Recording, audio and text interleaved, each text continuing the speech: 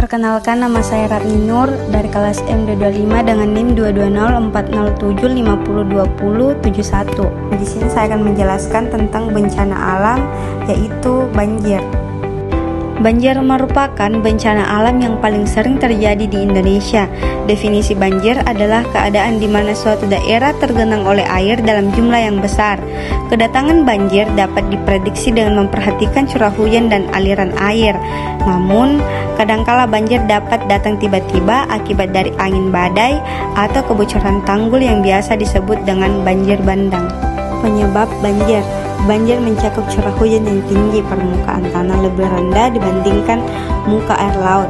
Wilayah terletak pada suatu cekungan yang dikelilingi perbukitan dengan sedikit resapan air, pendirian bangunan di sepanjang bantaran sungai, aliran sungai tidak lancar akibat terhambat oleh sampah, serta kurangnya tutupan lahan di daerah hulu sungai meskipun berada di wilayah bukan langganan banjir. Setiap orang harus tetap waspada dengan kemungkinan bencana alam ini. Nah, di sini bisa kita lihat langkah-langkah persiapan yang harus kita lalui. Hal yang harus dilakukan jika terjadi banjir yaitu yang pertama, mematikan listrik di dalam rumah dan hubungi petugas PLN untuk mematikan aliran listrik. Yang kedua, mengamankan barang-barang berharga ke tempat yang lebih tinggi. Yang ketiga, mengungsi ke daerah yang lebih tinggi sedini mungkin. Dan yang keempat, jangan berjalan atau berkendara di aliran banjir untuk menghindari terseret arus.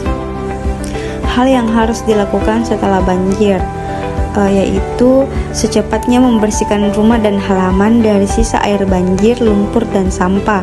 Yang kedua, waspada terhadap kemungkinan binatang berbisa seperti ular, lipan, tikus, kecoa, lalat. Yang ketiga, gunakan antiseptik untuk membunuh kuman-kuman penyakit. Yang kelima, segera gunakan persediaan air bersih untuk mengurangi resiko diare. Yang keenam, usahakan waspada apabila kemungkinan terjadi banjir susulan.